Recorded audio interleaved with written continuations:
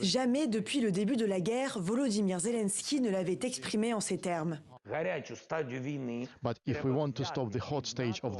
Si nous voulons mettre fin à la phase chaude de la guerre, nous devrions placer sous l'égide de l'OTAN le territoire de l'Ukraine que nous contrôlons. C'est ce que nous devons faire rapidement. Ensuite, l'Ukraine pourra récupérer l'autre partie de son territoire par la voie diplomatique. Autrement dit, le président ukrainien se dit prêt à renoncer aux régions annexées par la Russie, du moins pour le moment, en échange d'une entrée immédiate dans l'OTAN. Un fléchissement inédit dans le discours du président ukrainien.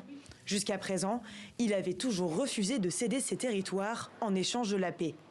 Ces propos interviennent alors que le conflit s'est encore durci. Ces dernières semaines, la Russie a frappé massivement le territoire ukrainien et gravement touché les infrastructures énergétiques. Vladimir Poutine a même menacé d'envoyer son nouveau missile hypersonique Oreshnik sur Kiev. Les discussions se multiplient autour de la nécessité d'arriver à un cessez-le-feu.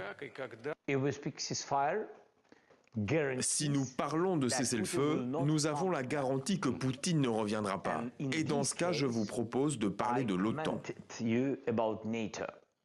Et nous en avons grand besoin, sinon il reviendra. Sinon, comment pouvons-nous aller jusqu'au cessez-le-feu ?